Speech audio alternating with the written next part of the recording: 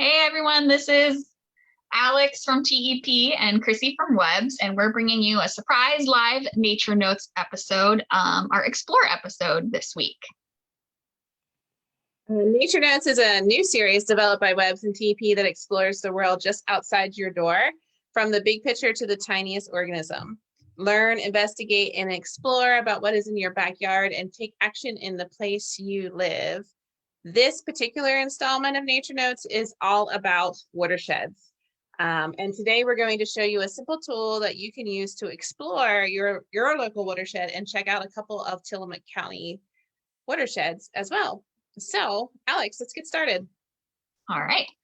I'm going to share my screen and pull up this special tool, which is actually Google Earth. And it's a really simple tool that everyone can use to help explore their watershed. And when we first, all you have to do is go to earth.google.com and it'll bring you to a main page and you'll be able to explore.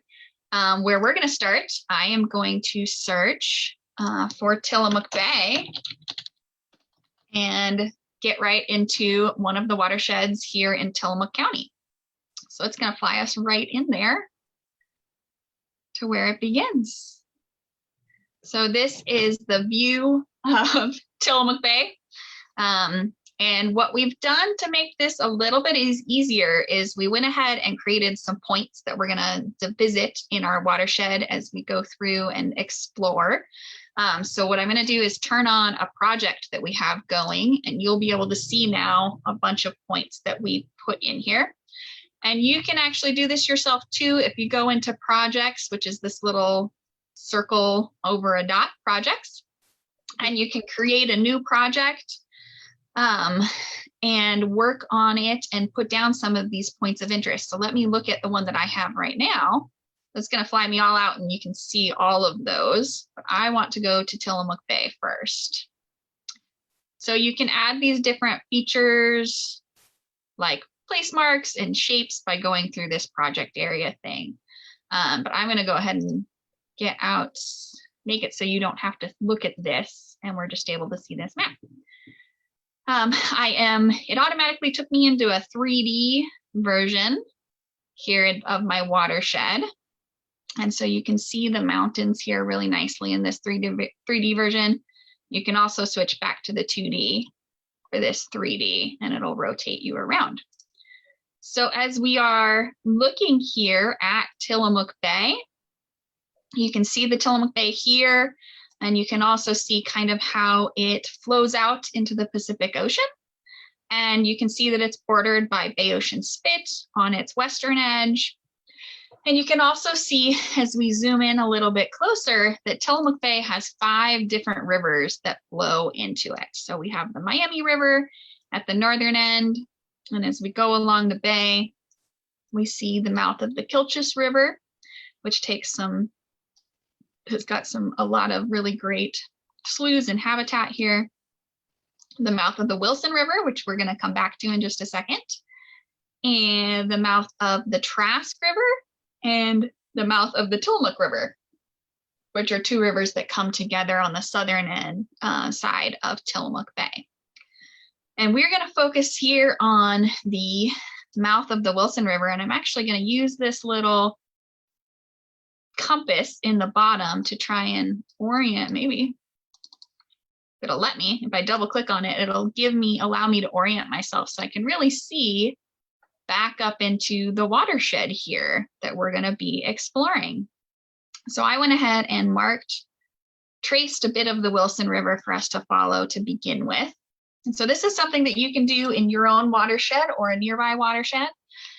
And you can kind of look as you cruise through following the river, and you can look at things like different land uses. So as we follow the Wilson under Highway 101, we go through a commercial area where Fred Meyer is located down here just north of Tillamook, as well as a lot of farming uses and residential land use here.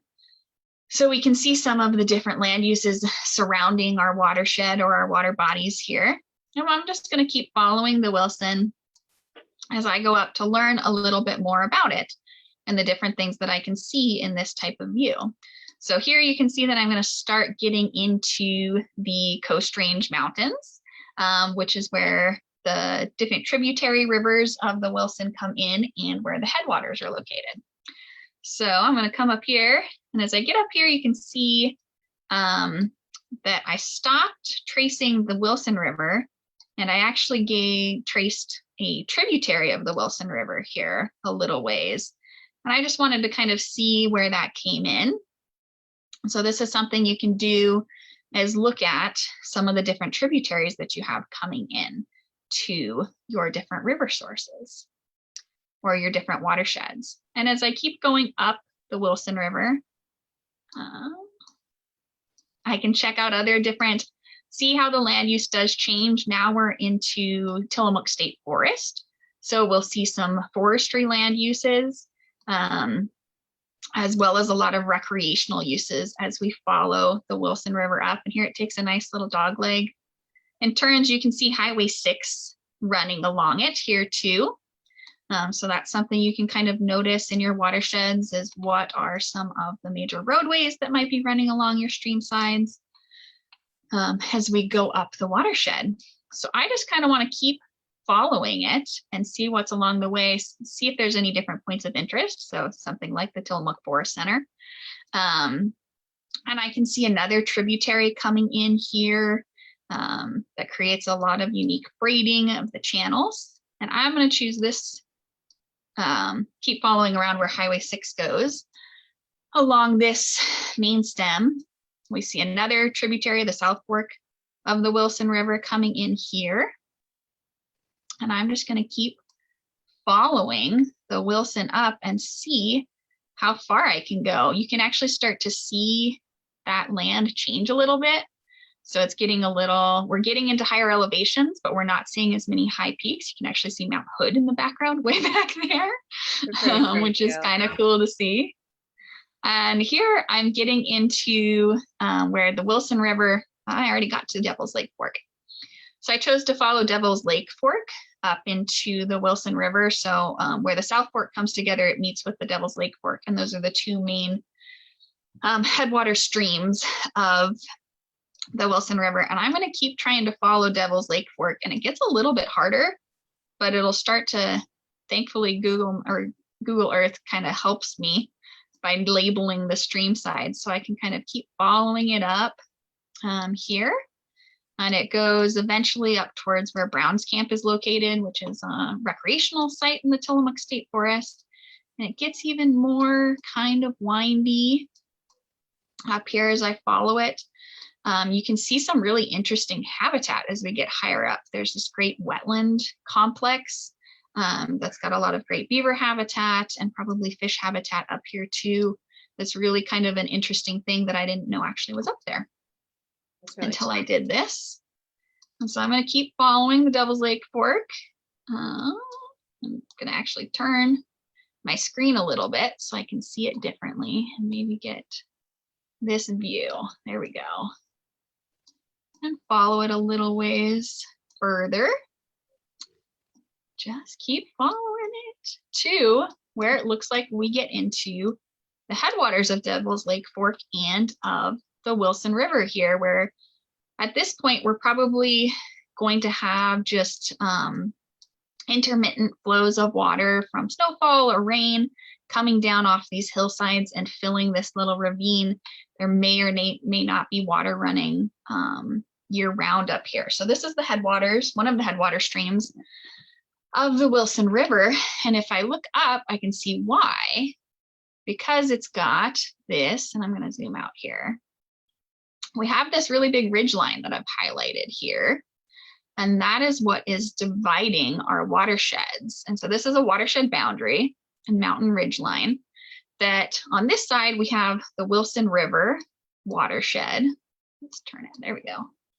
And on the other side of this ridge line, we have another watershed. And it's kind of cool. I went ahead and found where Scoggins Creek was on this side. And I traced it so that if I zoom out, I can keep in mind how this side is all Wilson River watershed. And that Scoggins Creek actually flows then to Henry Hagg Lake and is eventually a tributary of the Tualatin River. And so you can see where this ridgeline here divides those two watersheds. And we have one, the Wilson River, heading out to the coast here, and our other one heading here and eventually getting into the Tualatin, which comes down over here somewhere, and goes a different direction. So that's we can kind of go back to here, the beginning of Tillamook Bay, here at the beginning of our end of our watershed, I guess, and see how this whole area then of Tillamook, of the Wilson River, drains from these mountains, and then comes down into Tillamook Bay and defines our Wilson River watershed and one of the 5 watersheds that make up the Tillamook Bay watershed for all those 5 different rivers. So that's one way you can explore. And Chrissy and I wanted to kind of give you a view of how you can use this tool to explore some very, very different watersheds. And we have some watersheds that are really varied here in Tillamook County. So Chrissy's going to take us through and show us what another watershed here in Tillamook County looks like. So I'm going to pass the screen share over to Chrissy here so she can do something similar with a watershed that she works in.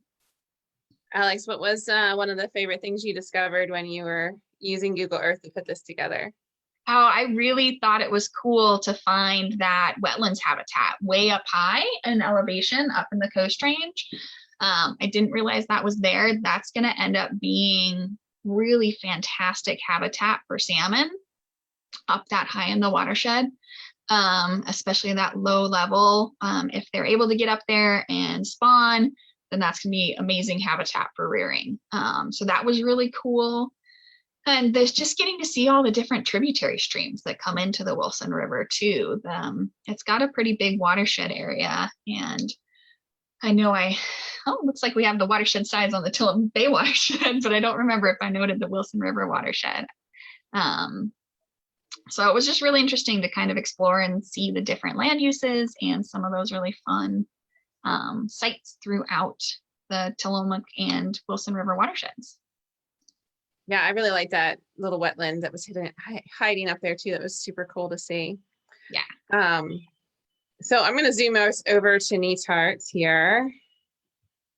And I did a similar thing to Alex. You know, I'm with the Friends of Netarts Bay, so this is clearly my favorite bay, and its surrounding watershed is kind of where I call home. So it was really cool to explore this. And like Alex said, there's a lot of variety of watersheds. And so this watershed is actually much smaller than the Tillamook. So it's only about 19, square miles, which is way different size than Tillamook. And so I'm going to put us in 3D, just like Alex did. And when you do this on your own, you're going to notice it's like twirling you around. You're like, what's going on? But if you just click the screen, it will stop. Just a little tip. So like Tillamook Bay, Netarts Bay also has kind of this outlet here to the ocean and is lined by Netarts Spit, which is right here. If you can see my mouse moving around. The spit's about 1.6 square miles. And so it's a really cool feature there. I'm going to walk you around our watershed and just kind of highlight some things that I found that were pretty kind of things that I think are interesting about this watershed that I discovered when I was kind of exploring online. One thing you'll notice is that it has a shellfish preserve, which is kind of unique. The other thing that's different about Netarts Bay and the surrounding watershed is it doesn't have large rivers. It only has a series of small creeks. And so one thing that's really cool to see is just to kind of run yourself along the outside edge of the bay and just see where these creeks come in. It's really obvious and kind of really fun to see. A lot of them have wetlands connected to them. And so that's what I did. I'm just going to take you on a quick tour of some of them. So this is Fall Creek.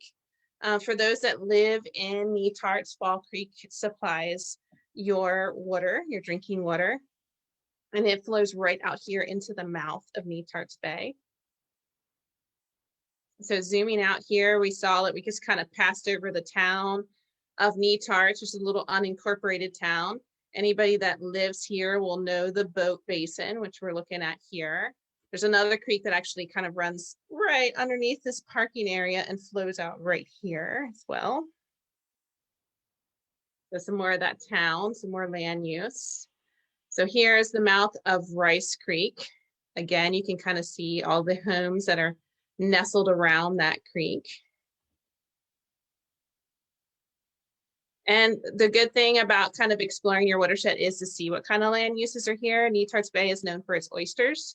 It has the Whiskey Creek Shellfish Hatchery, which is one of the largest oyster hatcheries in the world, actually. So they make baby oysters. Most people don't know it's there because they don't really sell to the public. But right next to the hatchery is a really lovely little wetland right here, which is really nice.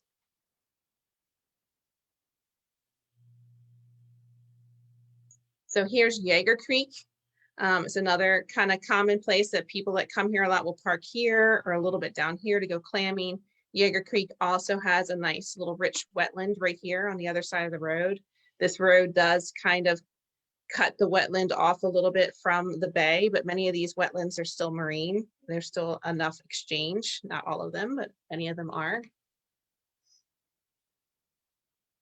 Some more shellfish. So it's a big deal in Netarts Bay. There's also a fish hatchery right here in Netarts Bay. Like Alex, I outlined a river, so we're going to come back to this one. It's going to kind of take a little tour around the outside edge of the bay first.